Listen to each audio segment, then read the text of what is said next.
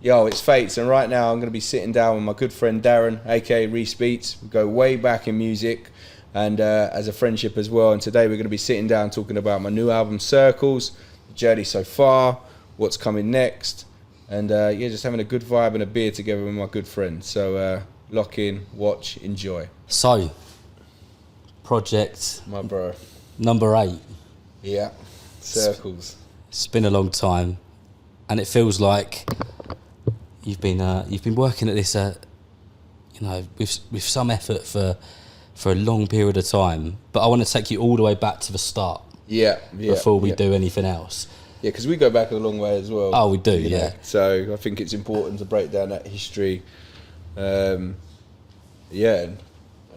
how we, full circle moment, we're both sitting there talking about it as well, bro, We'll definitely get there. But where I want to take you first is your first memory of putting pen to pad and recording something proper, something where you could listen back to it, and that excitement of, cool, I like this.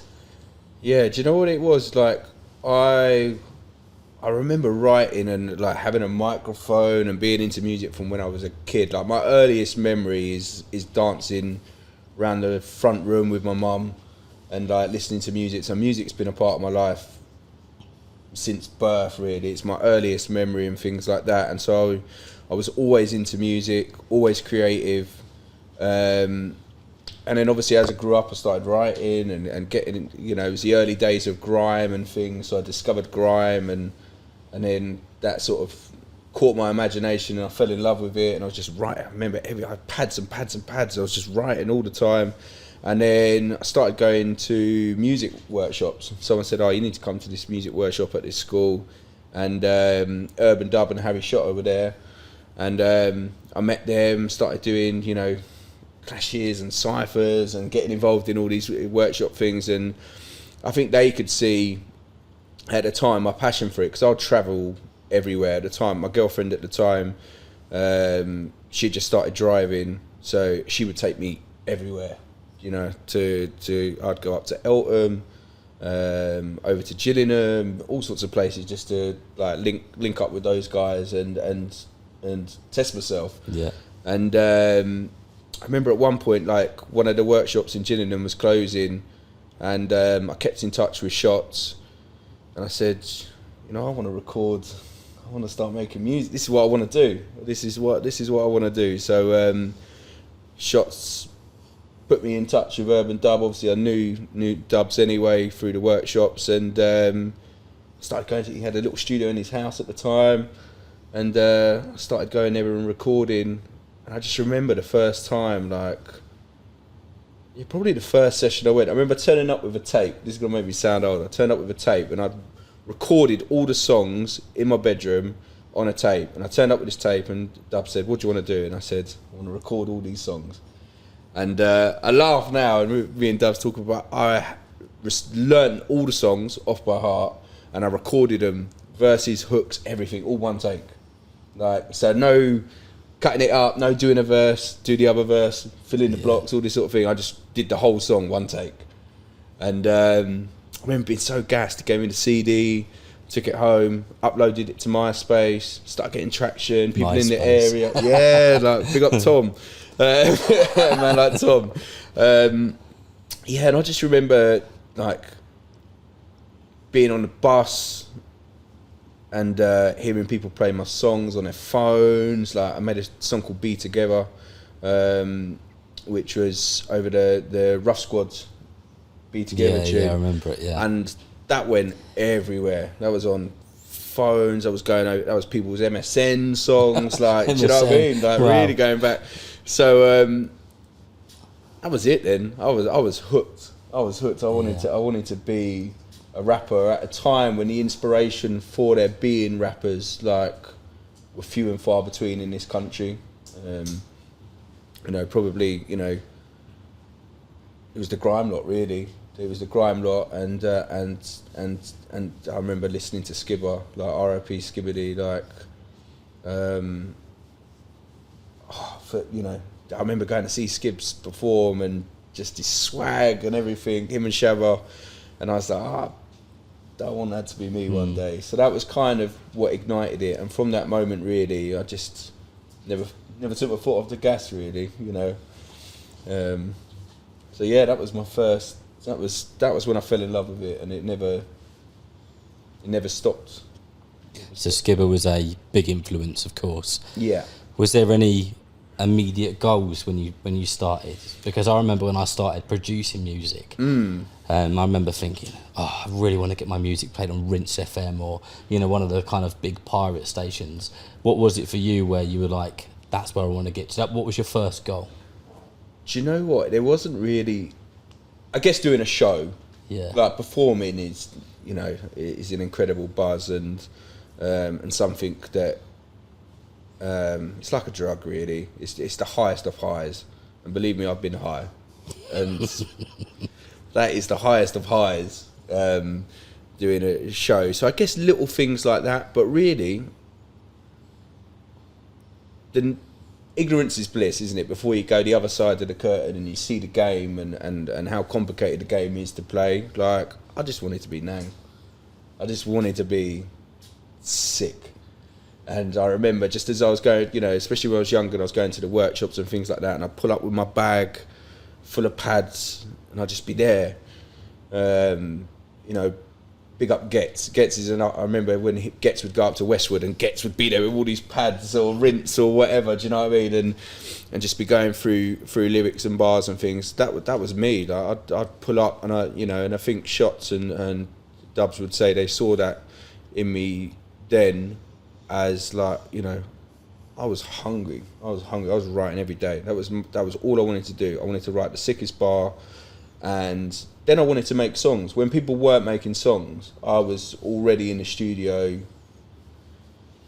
making songs, you know, getting an idea of how to create a good song. And then from there, really, the goal just was always. I remember sitting down having a chat with Shots once, and he was like, "What do you want?" And I was like, "Number ones." Like, it was just, you know. So it went from being Nang to number ones. There was no like short-term or mid-term goals, really. I was like, I can make songs, and I still feel like that now. Like, even, you know, I know we'll get there, but like with Circles, you know, I was listening to it on the way up here, and sometimes you got to say it if no one else will. I don't, especially around my peers and in the UK side of things. I haven't heard an album as complete as a project as that this year. Like, to me, that's one of, you know, that's solid. And for me at this point, it's like, it's about legacy and about timestamps and making sure that everything I'm making, when I go back on it, takes me back to a period of time.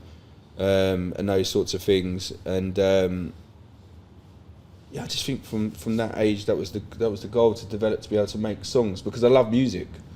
I love listening to songs, like rapping, the lyrical miracle and all this, and rapping 300 bars is good, and I can, you know, if I have to do that, then I can do that. But I don't really go home and listen to that.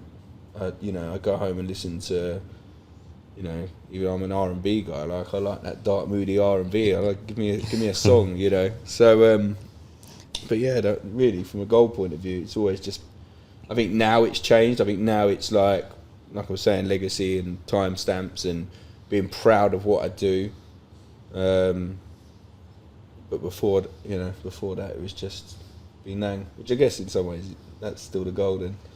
So was that Rough Squad Be Together track, was that your first one that you can remember? That was the first one that, like, when, because at the time, obviously I'm like new to it.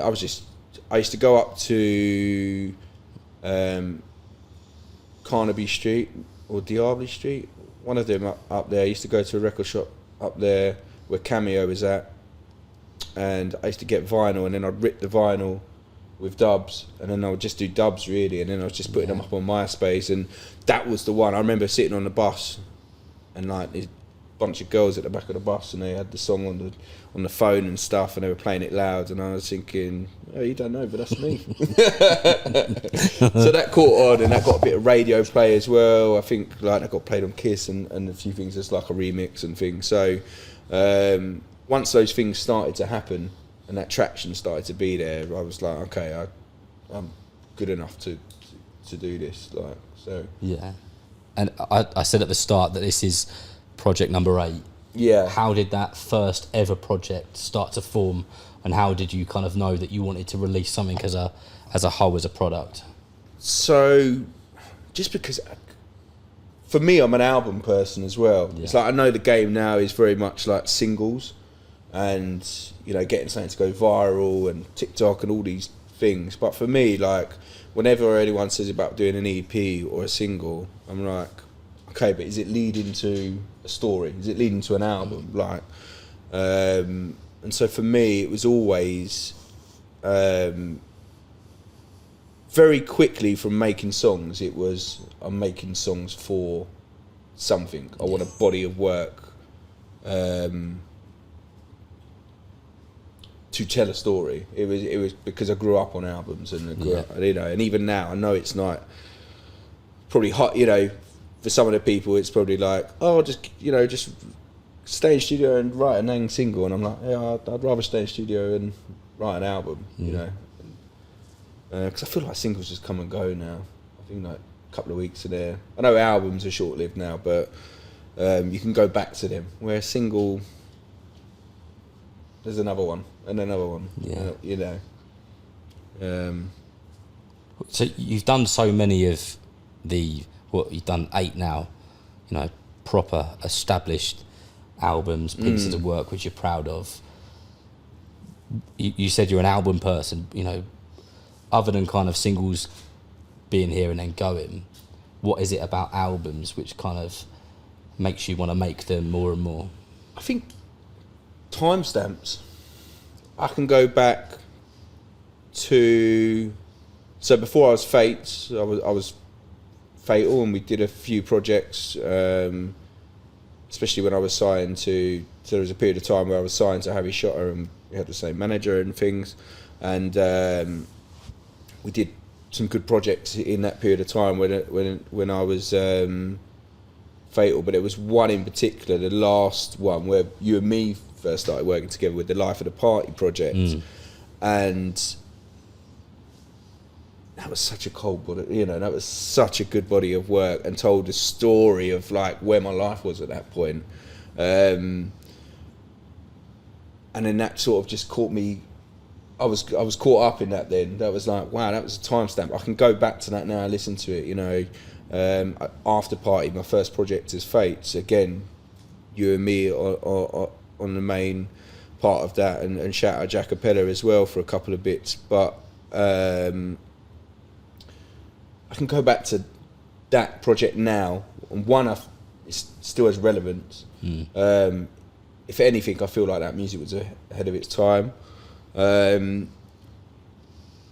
I listened to it and I remember where I was as a person, what was going on. The songs tell that story. They're not just songs for the sake of songs. And that, being able to go back to those things and have those timestamps for me is important. I think for my own story, one day for, I've got a little boy, like one day for him to listen to Dad's story, but obviously for fans and supporters as well. And for my friends, like I've got a good group of real life friends, and when they listen to those albums, like they're in the trenches with me or going through or seeing what I'm going through and things like that. And when they listen to the music, it is real, it ain't, it's real, it's real music. And so that's important for me to keep going, I think, really. Like, I wouldn't want to make, there's a couple of projects in the middle, and we sort of spoke off camera a little bit about, there's a couple of projects in the middle, especially with me, and when that music wasn't getting the traction I wanted it to get, and it was frustration, and then it was like traction for people that were just rapping. Yeah. And I was like, all right, cool, I'll go back to just rapping, and I'll show everyone I can rap, and I'm the boy, and da-da-da-da. And I don't go back to those projects with the same enthusiasm. I don't listen to them and get the same thing out of them, because it's good music, but it's just music. And I think it's important that, I think for all of us, the reason music plays such a big part in all of our lives is because there's they are timestamps for us. They do take us back to, you know, relationships, friendships, breakups, grief, happy moments. Like, that's what's beautiful about music as an art form, is it connects us emotionally, and I think it's important. For me, it's important when I make music that it has an emotional connection for people, as well as myself. I need to be proud of it and feel like, that was me. That was me. We've already had a drop of nostalgia when we spoke about MSN Messenger, Yeah. MySpace. I'll chuck a couple of others in, Bandcamp, Yeah.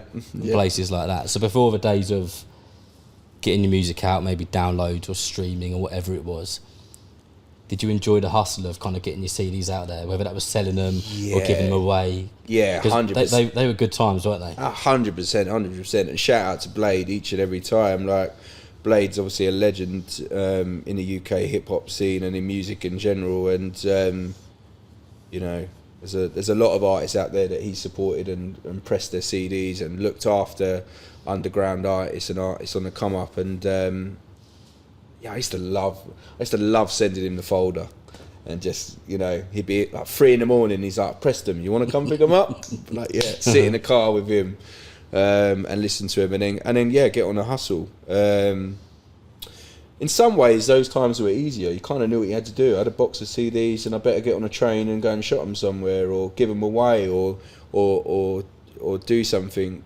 to get things moving. I think obviously now the game is far more complicated. Obviously algorithms and things have a huge part to play in it, and as well as playlists and label support and PR machines and things like that. Not that it can't be done without it, but there's things that aren't in your control. You need relationships in places. And I think then it was a time where you could just look, my MSN contact list was mad.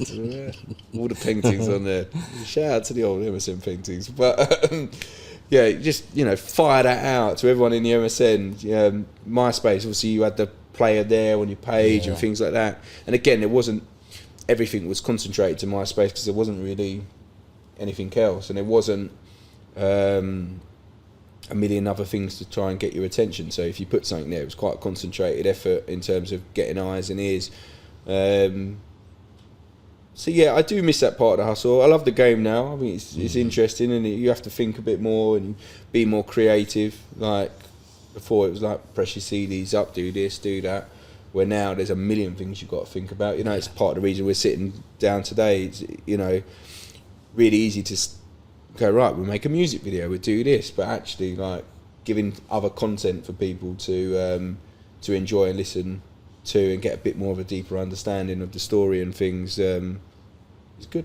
And there's outlets now to put that out and sort of break that up into clips and things like that. So So what have you had to do to adapt then? Because you've been doing this a little while now, so we've just spoken about, you know, getting CDs pressed up and physically being out there, either giving them to people or selling them to people. Yeah. And now we're in the days of, you know, streaming and doing stuff like this.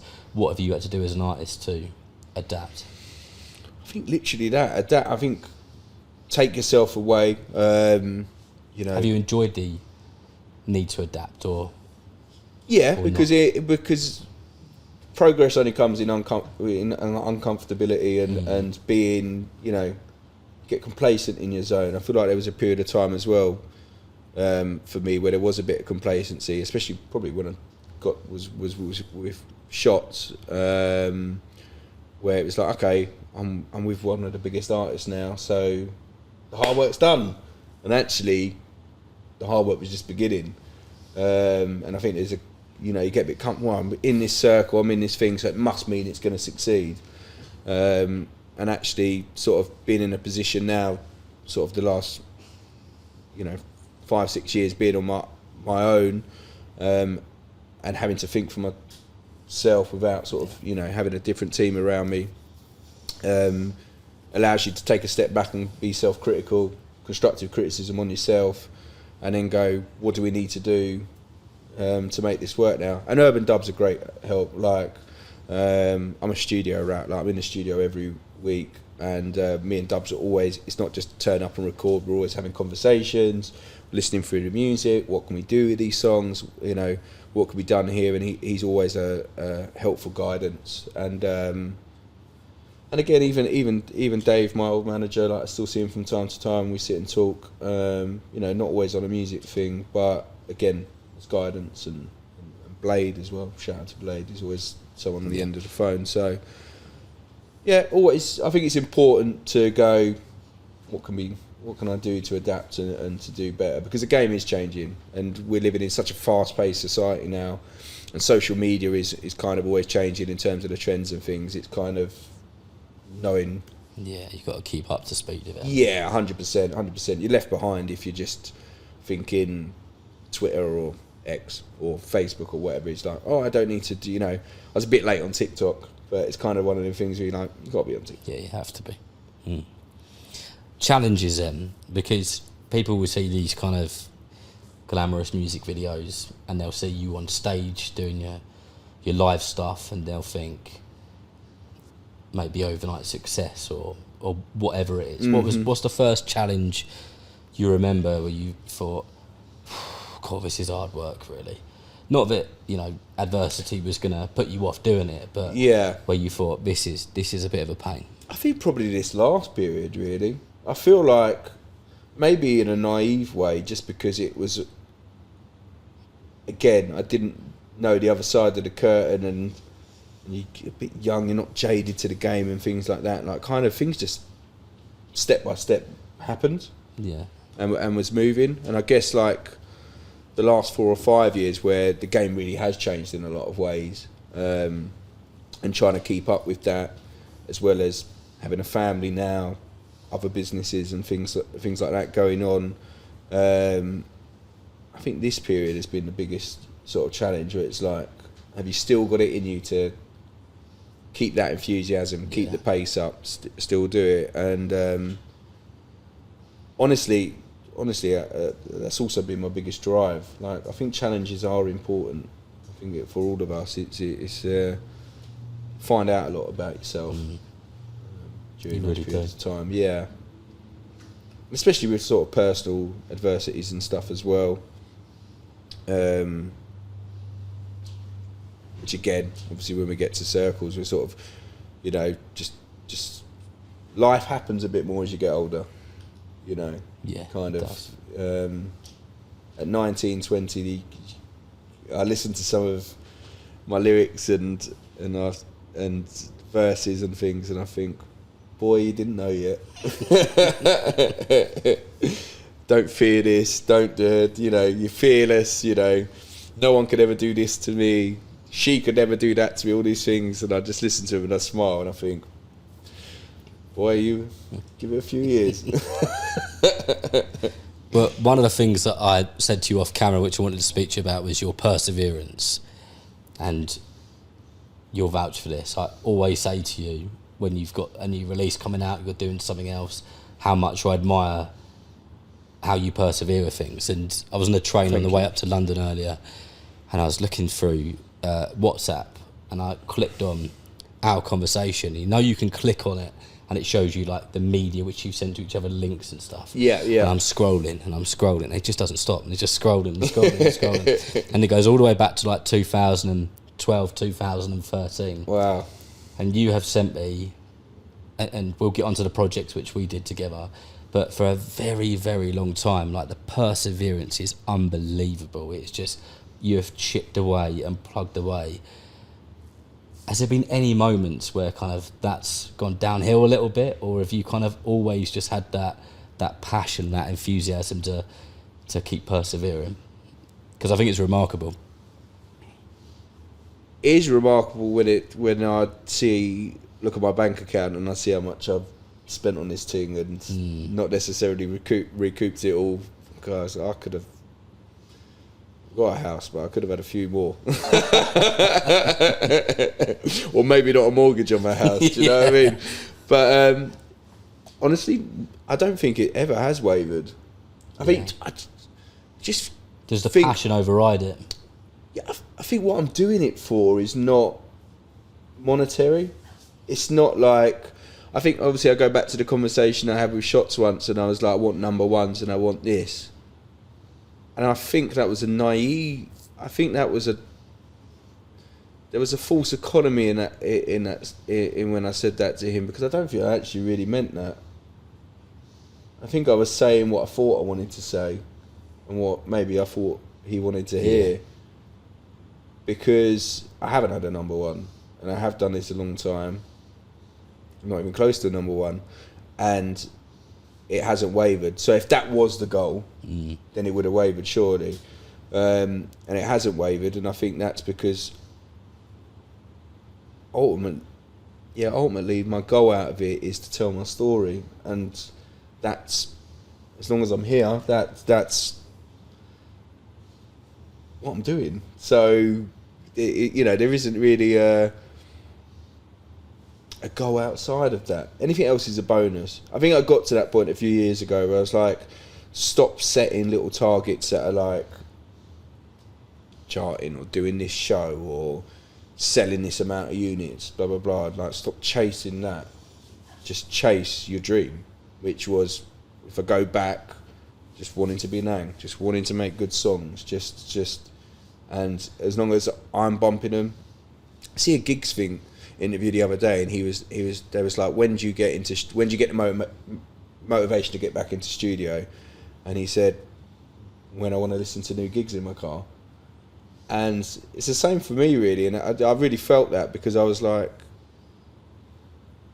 the buzz for me is going studio, and then on that drive home or that next morning with fresh ears, putting on my headphones and listening to what I made the night before and going, that's some New Fates music. Like that's because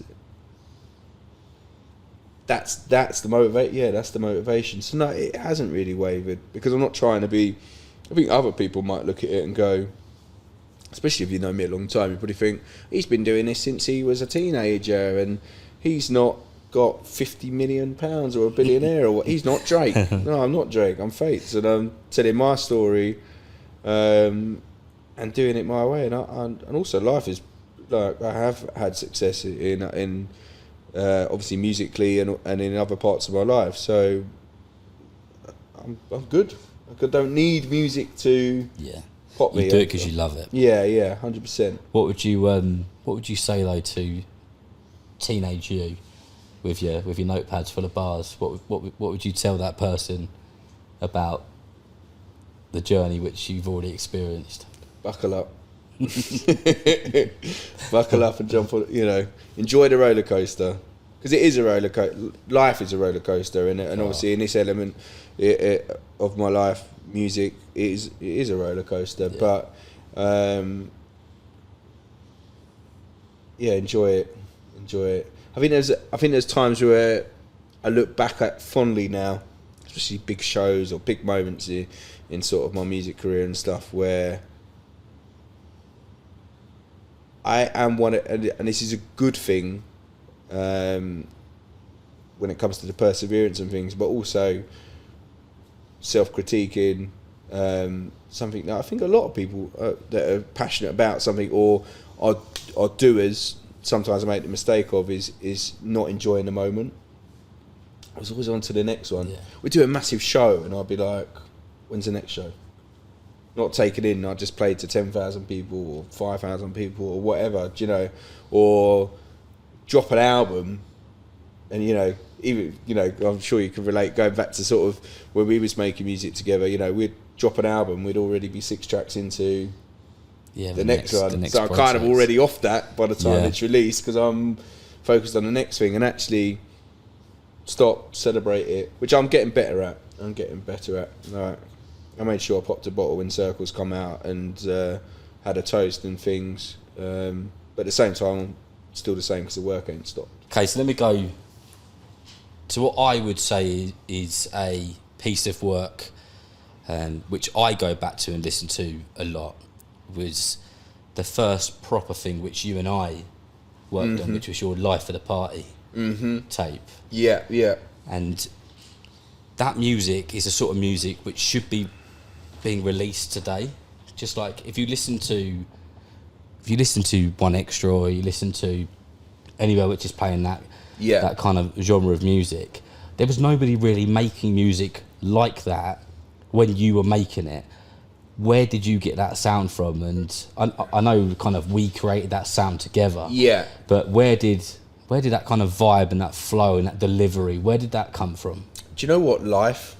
Because at the time, sort of early 20s, and I was living like a rock star, really. You know, I was signed. I was like I said before, I was signed to Shots at the time. I was part of the Harry Shotter show, so he was doing a lot of shows as well as my own shows, and I lived in a house with my friends, and you know, after parties and late nights and no sleep, and all those sorts of things. And I think that's when I found my sound, really, because I started really talking about what I was going through, which was women, drugs, drink, like those sorts of things. And then I just remembered, like, first time you and me connected and you started sending me beats, all of a sudden we were just getting it, you know, the sound just connected with what I wanted to say. I think that's when I really found my sound, and found what I wanted to talk about. Like, I enjoy that even now, like, and even what I listen to. Like, I remember not long after that, The Weeknd's House of Balloons tape coming out, I remember thinking, this guy is, one, I'm rapping what this guy's singing, and two, I hadn't connected to someone like that ever in music, I don't think. Like, you know, I'm a big fan of Drake and stuff. Like, Drake, you know, Drake's probably my favourite rapper in terms of content and things, especially the earlier stuff. But like, when The Weeknd came out, I was like, this guy is saying what I'm saying in music. And then, again, going back to sort of what you're saying about what's played now, like, I remember thinking, and this is probably when I first had my first bit of discontent of where I was, because all of a sudden The Weeknd started blowing up off those mixtapes, Thursday, House of Balloons, etc. And I remember thinking, everyone's going nuts for this because this guy is talking the real shit. He's talking about girls, coke, you know, ecstasy, all these things. And I'm thinking, me and Rees are making this music. Like, me and Rees Beats are making this music, and why aren't we on the radio? Why, do you know? Yeah. Like, what? I was gonna say, I don't want to be kind of self-indulged in any way, but when I look back at the stuff which we were making, you know, I was producing music and I was sending it to other people, and they were, you know, kind of, this sound isn't really for me. Like, kind of, in a way, without getting all Love Island, we kind of found each other in that way. Because I was when you could do some love hearts on the edit, because I was sending you stuff, and you're like, this is exactly what I'm after. Yeah, 100%. No, I just remember listening to it, and I would, within a week, I was probably sending it, a few days, I was sending it back to you. I remember just getting it and just, you know, it's always a beautiful thing when someone, like, now I don't really make music that way. I don't really work with a lot of people outside of house. Not that I'm against it, but I just don't do it as much. But when someone sends you something and then you write to it straight away, or you want to work on it straight away, that is that. And for you, when you and me were working together on music, it was just a case, whenever you were sending stuff over, I was like, how is this guy reading my mind? Like, this is literally what I need today, and Rees has sent me what I need, you know what I mean? So the stars have aligned. Absolutely.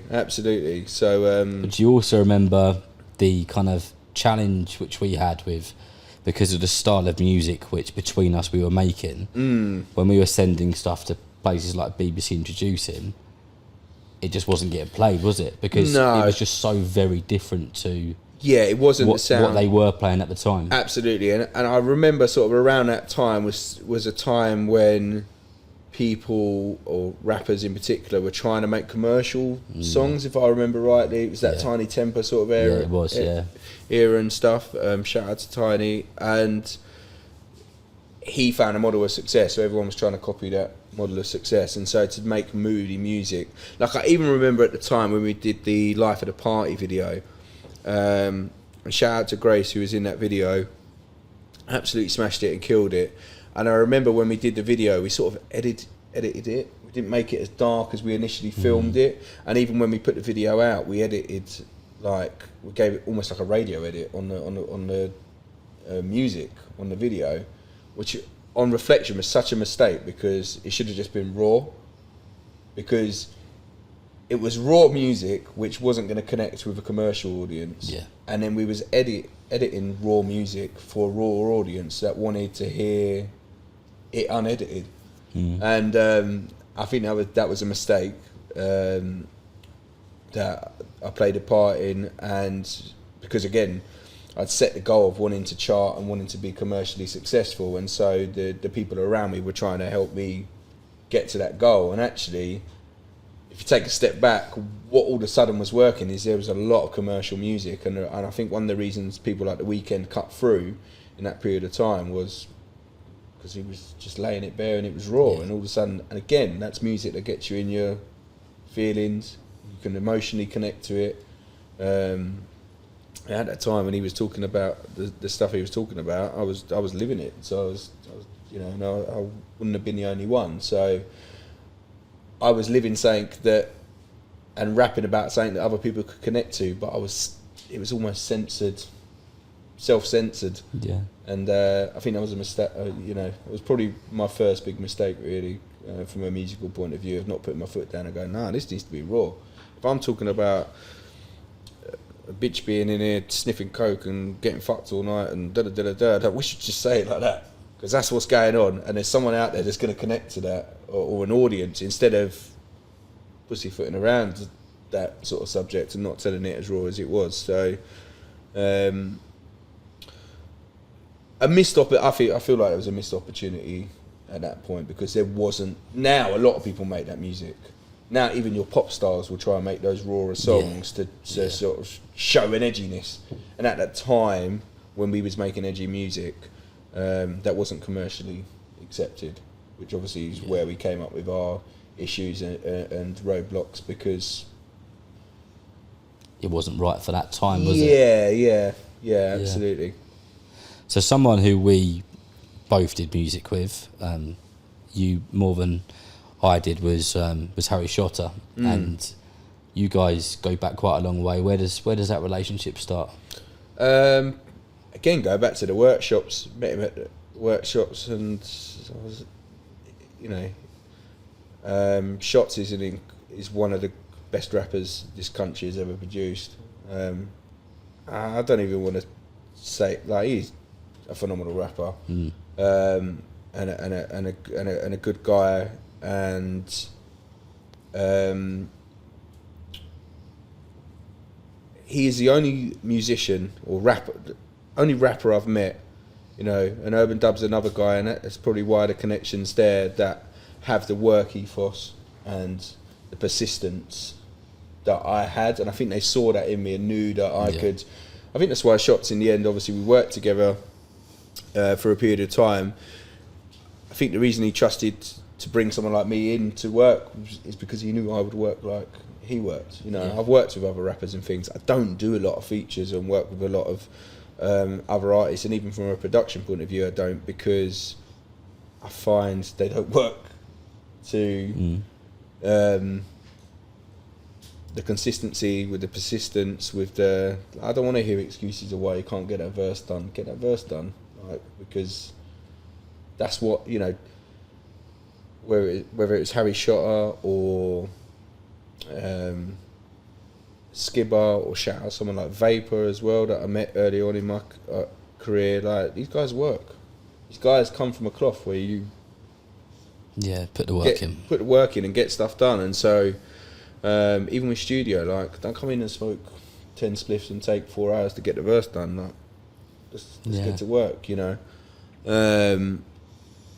So that relationship sort of goes back to there, and then obviously, evolved as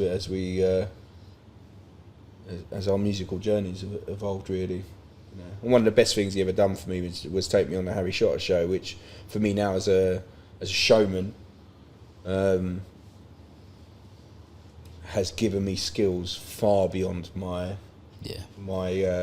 audience or reach in terms of what I would never have done the shows I've done, and I wouldn't be as good as a showman as I was if I hadn't had that period of time doing huge shows, like things people are doing now I did 10 years ago, and that's because of being involved in that. And so now when I do things, it's light work because I did the hard work a long time ago, and that's because Shots brought me in on those things. So I remember quite fondly meeting you guys in different studios all over the place, whether it was we were working on something for you or we were working on something for Shots' album or whatever it was, and you two were, you were tight, and he helped you out a lot. I feel like there was maybe a moment from someone on the outside where kind of you had to sort of take a different turn and go on your own journey at some point. Would I be right in saying that? Yeah, I guess a step out of the shadow, I guess. What do you think brought that on?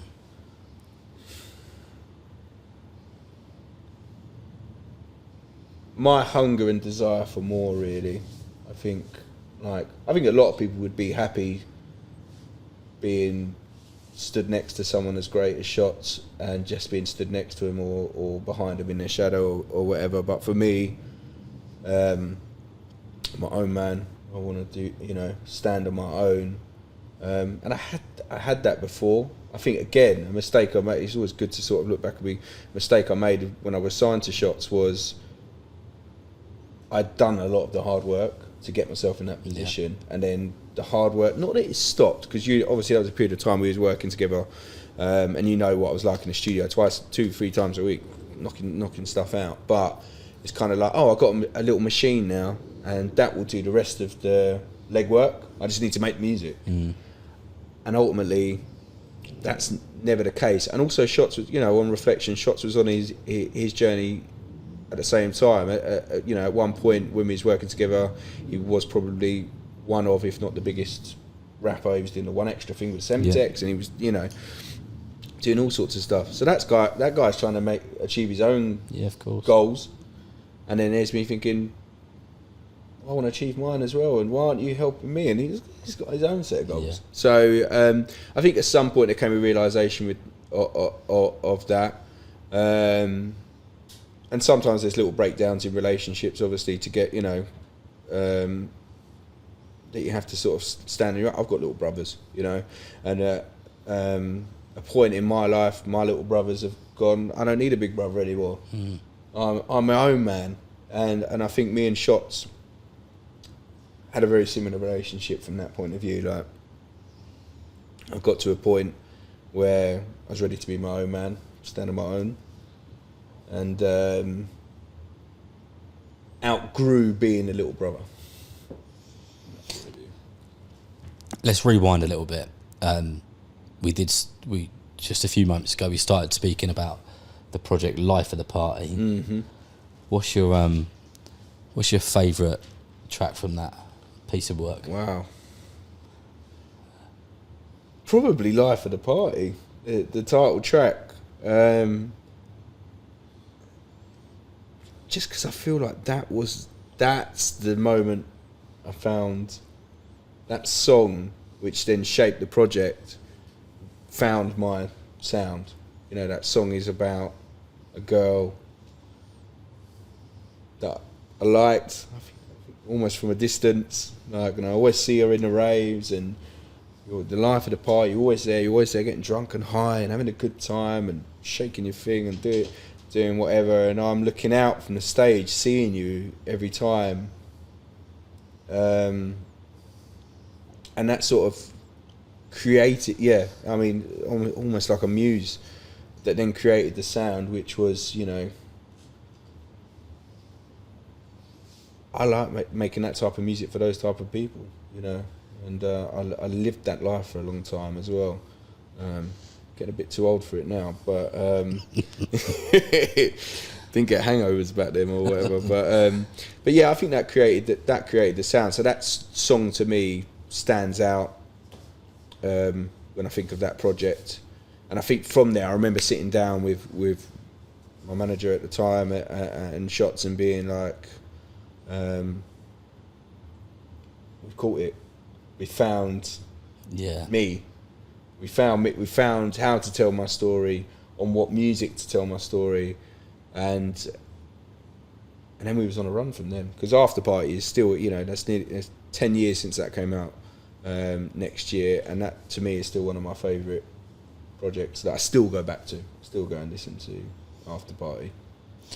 When you finished Life of the Party, I remember listening to it as a producer who produced the majority of it and being super happy, having a buzz, just that kind of enthusiasm that I felt for it. What did that feel like for you? Because I'm gonna have a guess here that was kind of probably the happiest you've been with a piece of music, like as a product as a whole. Yeah, I feel at that time, definitely, I feel like that was a point where I was like, again, going back to what we sat in a room and went, we've got it now. Yeah. We found what I am. We found how to tell that story and what music to tell it with. And this is going to go. And I think one of the things about creating art in any sense is, especially, now, and this is, for anyone who's putting content out on social media and things, whatever, not just saying in music, like, your love for it is never going to be matched. No. And you have got to get comfortable with disappointment, because I remember after that project coming out, you and me having a conversation and being like, I hit a brick wall, and that shouldn't have hit a brick wall. Like, why was that not a home run? Yeah. And I remember us both being frustrated at the time, because it's like, that should have been it. But that's the game as well, and that's part of putting your art out there and things like that, sort of getting used to that, and then, right, why didn't that work? What can we do better next time? What do we need to do more? Like, but yeah, I was that Life of the Party and After Party are the two projects that sort of solidified what I wanted to do, how I wanted to make it, and the music I wanted to make as well. Like, I think for people who haven't ever been involved in something like this, it's tough to gain any understanding of what goes into it, because it's not as simple as a producer sends you a production and you sit down and you write to it. There is so much more that goes into putting a piece of work together, whether that's kind of energy wise or financially. How would you kind of explain it to someone watching who's maybe inspired by your music and is the teenage you who's in a youth club right now with their notepads? What would you tell them? Be prepared to work. Like, it is a lot of work. Like, that's again going back to sort of why I don't work with like a huge amount of other artists all the time. I do like collabing, but like, I have other businesses. And during that period of time, I worked 9 to 5s and did jobs as the majority of musicians do to sort of fund their thing. Like, I would work 14 hours and then go to studio for 4 or 5 hours and get shit done and sleep for free and get up and do it again. I'm not saying you can do that consistently for a long time. You need to, get to a point where obviously your life is more balanced, but there are periods of time where you need to do that work. I hate when someone says to me, I can't come studio and get that done because I don't finish work till 4 or 5, and then that means I've got 2 hours travelling, and you got to work. You got to put this stuff in. Like, if you're really passionate about something, then put the miles in, put the time in. Forget the days off. Like, get it done. Really. You've always been kind of very good at putting your hand in your pocket and maybe going without to too good to make things happen, because you've put out a lot of music videos, and they've not been low budget things at all. Like, you've paid for kind of actors and girls to be in the videos and whatever else it is. Why is all of that stuff? Why has it been so important to you? Again, I don't want to look back on any of that content and cringe. Like, I should have put some more effort. I should have done it. I should have done this. I should have got someone, involved in it, or I should have spent that money on the right director and all these sorts of things. Like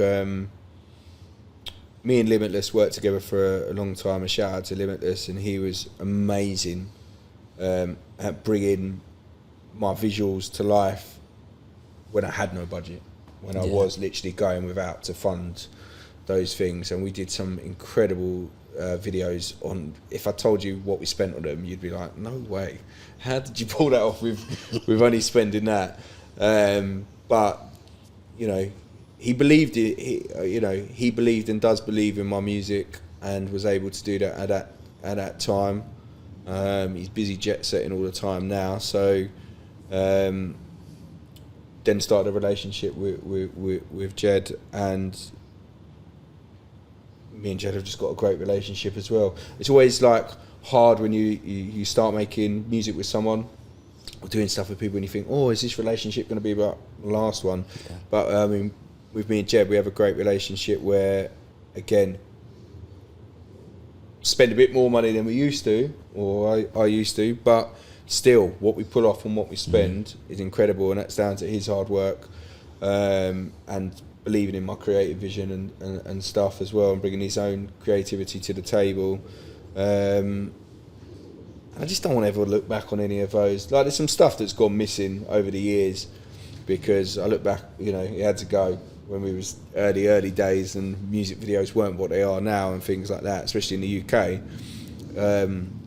But now everything that we do is like, you know, I'm proud of.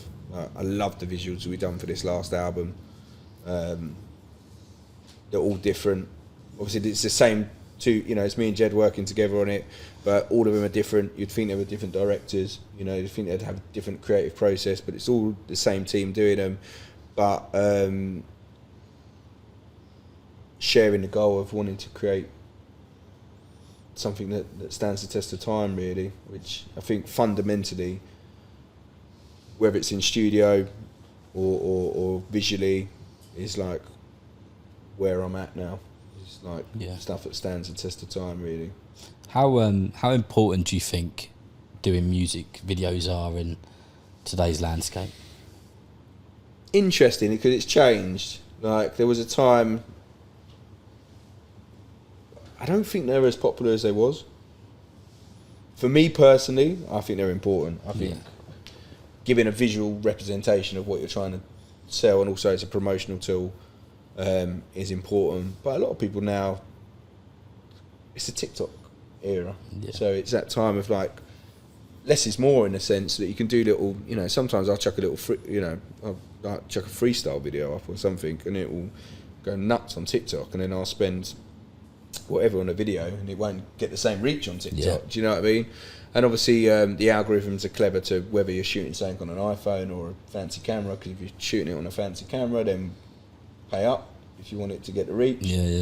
And all these sorts of things. So I do think the landscape's changed. Obviously TV's changed. Like, I mean, YouTube is huge, if not the biggest. It's one of the biggest platforms, isn't it? But obviously with the content space evolving, it's not just music videos on YouTube now, and it's interviews and conversations. Again, part of the reason we're doing this is like a different way to promote what's going on and tell the story without doing a music video, because there's other ways to do content now. So for me, it's important, the same way it's important for me to make an album rather than just a couple of singles every year. It's like, let's do an album, and then there should be a visual interpretation of that album for me. Like, you know, obviously the person for me who did it best, which is a bit of a left field, is like Beyonce with that Lemonade album. I think it was the Lemonade album, where the whole album's got a visual that plays through. Yeah. I mean, that's sick. If I had the budget, that's the one. You've spoken a lot about storytelling, and you do in your music, you know, whether I go back to some of the first stuff that you and I created, or even before I even met you, and in the new album Circles, there's a lot of storytelling. Every story's got a start, a middle and an end. Do you think about the end at all? Or is that not a part of the story yet? I never did. I do more now, just because I think at some point Do you know what I think? Like, so during the period I made Circles, which was sort of like a 12-month period, I went to 5 funerals in that period of time. And so for the first time in my life, I think about mortality more than I ever did. Yeah. And so with that, you start to think about the end of things and how long I do things for. So since then, more of where's the perfect album to stop? But I haven't made the album yet. But I know, like, I'm now in a place where, if you'd asked me again, you know, naive me would be like 10 years ago in my album saying, I'm never going to stop making music and da-da-da-da-da. And I probably will never stop making music. But will I come to a point where there's a final project that I listen to and go, do you know what? The outro on that album is the last song I ever want anyone to hear. Probably, you know, I think, yeah, one day I'll make that song and be like, that's the last song on that on the album, and that's me done. And then the rest is just go back and listen to the timestamp sort of things. So I think for the first time, probably the last year or so, I have thought more like that. But I'm not there. I'm not yet. You're not there yet, no. I think the game's changed as well. Like, Jay-Z's what, mid-50s now, and still... Yeah. Not that he's putting out albums every year, but he'll still drop a sick verse or a song here and there. And, you know, when we was younger, like, if he was over 30 and still rapping, or over 35 and still rapping, it was kind of like a... frowned upon almost. Yeah, like, but that's not necessarily It's changed the game. a lot. Yeah. I think as long as you're making... Like, for me, because of the type of music I make, it has longevity for me to keep going as long as I want to tell the story. Yeah. If you're making music that's like, say from a rapper point of view, you're just like, I'm the best, I've got all this, and you're 45 and you're living in your mum's. Well, you can't keep telling that story, son, because you ain't cracked it. At 45, you ain't cracked it, and you're at home. But if you're telling the story of your life journey, then I feel like that has more longevity and protection around it to be able to create for longer. Yeah. So the last project came out, I think it was about July last year. Yeah, you know where to find me. And how long did it take, I guess, to make this album, Circles, then? And when did the idea come about for making this project? So, as you know, from when musically we worked together, the next project is always there before even the one before comes out. Like, I'm always a year or two ahead, really, in terms of, definitely a year ahead in terms of my thinking and planning.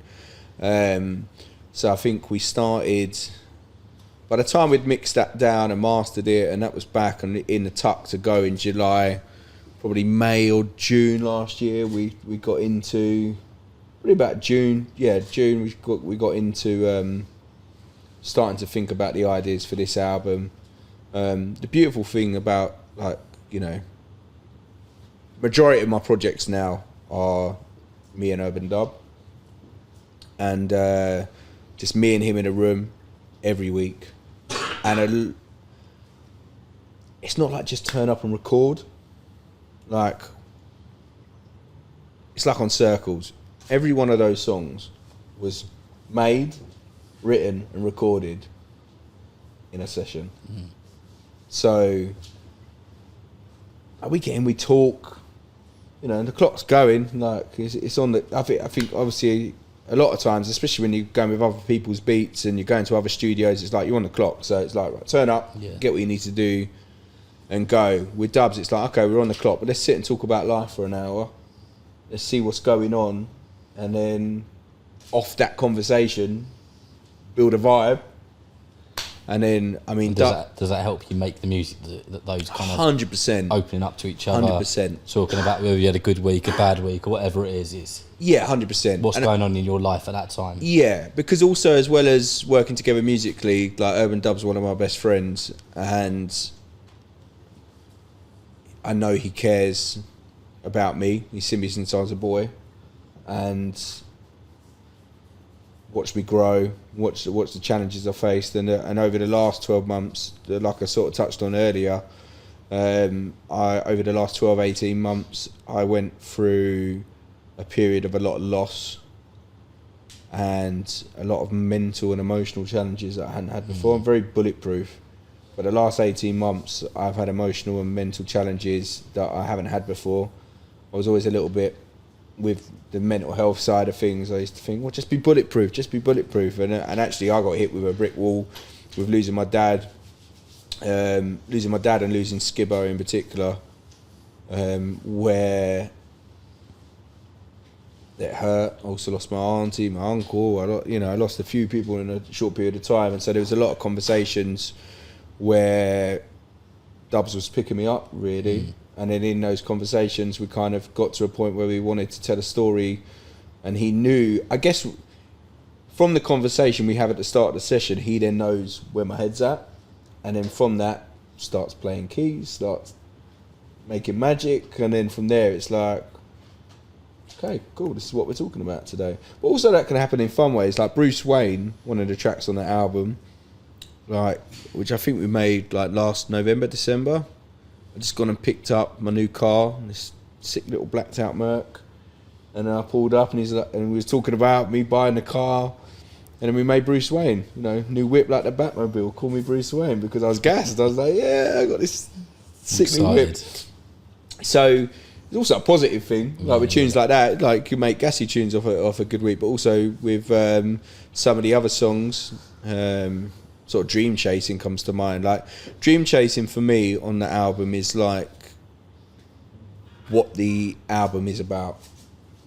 Like that whole freestyle, that whole story is where I was at in my life during that album, front to back, and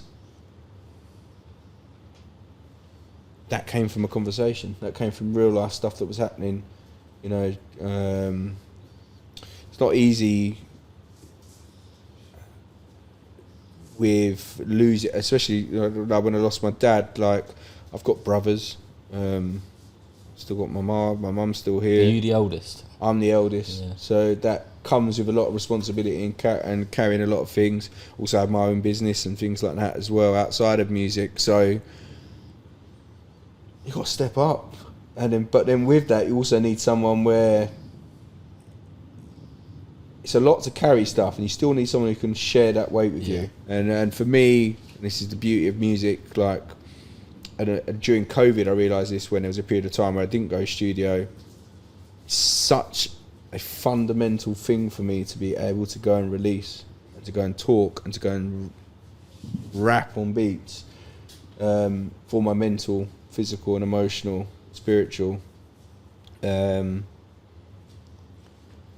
So yeah, that's kind of the process really, like where we are with making music now. But it's also, I also think it's so sick that we can lock in, me and Dubs, and in 4, 5, 6 hours, sometimes 2 hours, go in, have a conversation, make a beat, write a song, record a song, go home, and then in a space of time that's then to the world. Like, none of those songs, I think maybe one I took away, and I was like, I think it was Dream Chasing. I said, look, I really want to talk some shit on this, and I need to go home and think about what I want to say, because I wanted to talk on family stuff, and I needed to make sure I said that in the right way. But outside of that, everything is kind of done in a box. Not that it has to be, but it's just the way that it's the way it works, isn't it? Yeah. Which makes, for me, that music even more special, because I know each song is kind of a day. You refer to your dad in this album, and there's a bit of a goosebump moment in one of the tracks on the album where you say that kind of watching your dad taking his last breath, and the emotion that I felt as a listener, kind of listening to that sort of stuff must be quite hard to kind of put into music, or is it not? Do you know what? It should be, but it's not. It's natural to me. Is that because that's the way that you express yourself? I think so, yeah. And I think I'm just comfortable being vulnerable on a song. I think for some people being vulnerable is difficult, especially as men. I think for men to be vulnerable is difficult. But for me, musically, I've for a long period of time now been vulnerable on songs. I'm not really trying to rap the lyrical miracle. I'm the best. I'm trying to connect to people. I'm trying to hear, like, if you're saying when you listen to that song, it kind of made you think, gave you goosebumps, like made you feel, then that fills my heart, because that means I did what I was meant to do. But also, it's a real thing. Like I sat there for 14 hours when my dad passed away. So from beginning to end, I sat there and watched all of that, and that's a traumatic experience. That now, I go to I go counselling and things like that, as well as music to sort of discuss these sorts of things. But also, music gives me an outlet where I can share it with people, and then people can come back to me and go, "Do you know what? I lost my dad, and I relate to that," or "I lost someone close to me, and I can relate to that." And that's what music's meant to be for me. You know, I just feel like that is the only type of music I really listen to in my own personal life. It's like, I'm like, turn up music's good, and I make turn up music. Like, don't get me wrong, I make my fair share of sex, drugs, drink, drum and bass, grime, drill, whatever. But that's easy. I can talk swaggy all day. Like, anyone that knows me knows I'm about it like that. Like, but to be vulnerable is difficult. And also, do you enjoy making the stuff which is more meaningful though? It connects more. Yeah. Like, sometimes I turn up and I just sort of I want to be braggadocious today. I want to. Yeah, it's the mood you're in. I guess. Yeah. I want to talk that talk. But other times, especially during the process of making circles, where again there was a period of time where it was loss after loss after loss, where it was like, I need to get this out. I need to express this in some way because it's painful. Because you said that you lost 5 people over a period of time. Is that over the time which you were making the album Circles? Yeah, some of it. So I lost my dad just as I was getting towards the end of making the album before, which is when we sort of did the In the Rain song and video. But I guess processing the grief was during the period of making this album. If there's something I've sort of learned over the last couple of years, is not everything's I'm very much a doer. So I'm like, right, what's the issue? Let's deal with it today. So lost this person, right, how do I process it? I need to deal with it today. And it's part of the reason why I go and see a counsellor and thing, is because she slows me down to go, you're not going to deal with this. I know you want to deal with this in a day, but this might take a few years for you to process. So I think a lot of the processing of grief and things that happened during making Circles, really. And it's kind of why I got to where I got to with the title of the album, because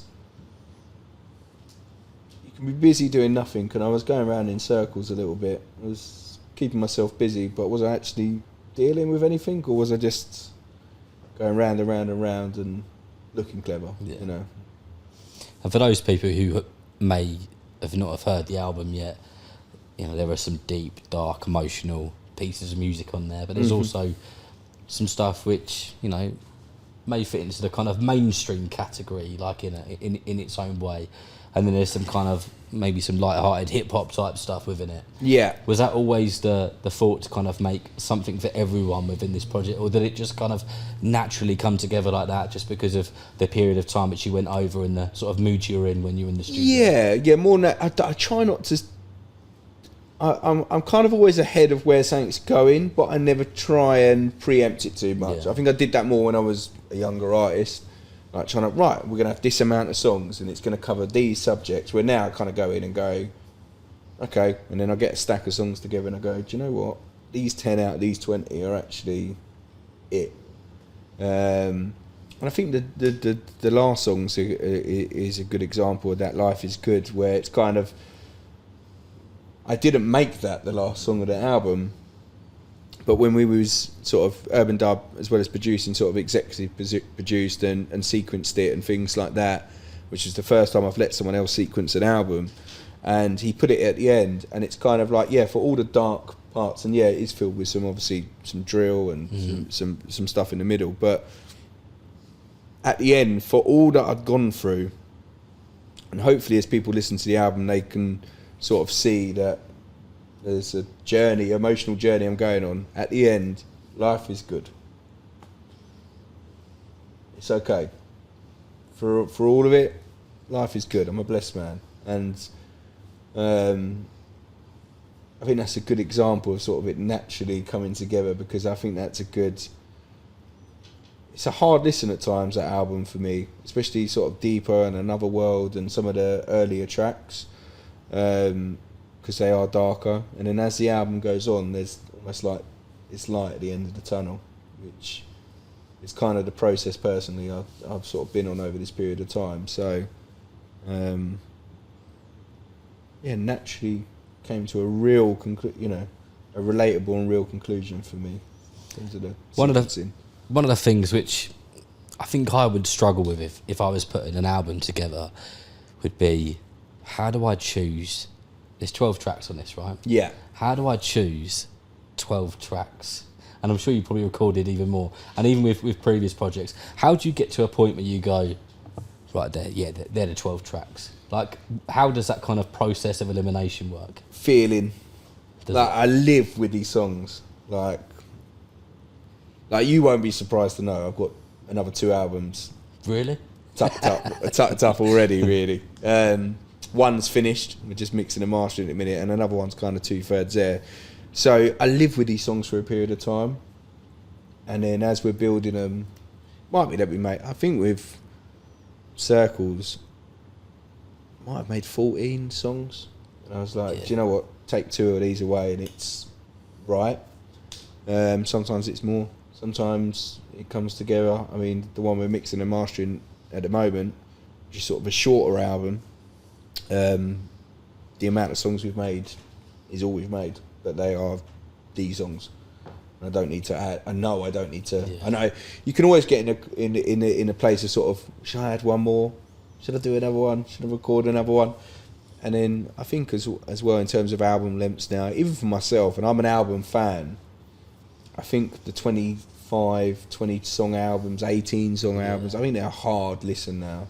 I'm a big fan of Drake, and like Drake's last album, I struggled to listen to it as one body of work, because it's a long old drive, isn't it? Yeah. Especially in a world where people are so busy now, aren't they?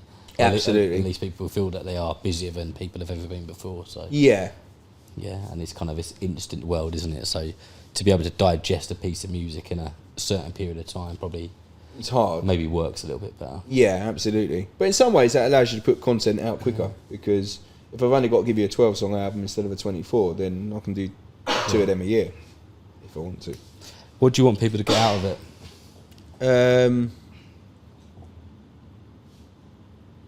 Hope.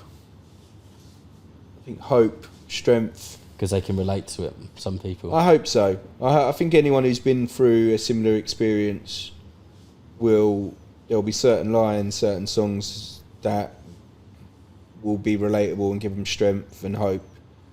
And I guess understanding of me. I am on social media and stuff, and I do try and keep up with it and do the posts and all that sort of malarkey, but a lot of that side of things is showy, and so the real shit comes out in the songs, really. So I think to understand my journey, and understand what I went through to make that body of work, which hopefully then adds to more appreciation for what I did, really, on that one. And I guess my last question is, what's the next steps then? I know you've always got something up your sleeve. Yeah. What about the people who've been following you for a long time, are always looking forward to what's next? What can they look forward to? So I'm going to give it, I'll give you a little sort of insight. So the next album that's coming out is a drum and bass album, which is something that Urban Dub in particular has been nagging me that I should do more of for a while. And to be honest, going all the way back, obviously going back to like the Shot Show stuff, everyone's like drum and bass music, you know.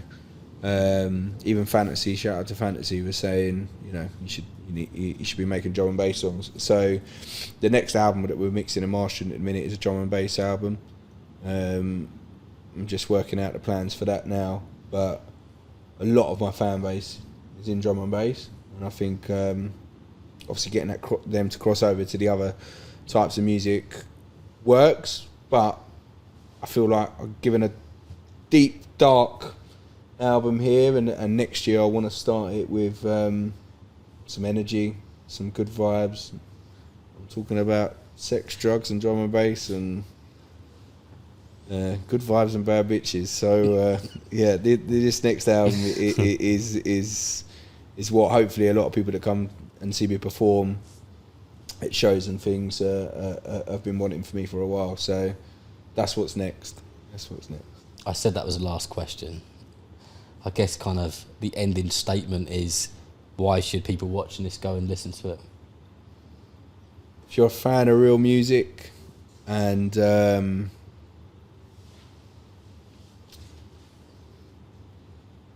fan of my journey, then I think for me and hopefully for you, when you listen to it, Circles for me is a culmination of a lot of work over a period of time.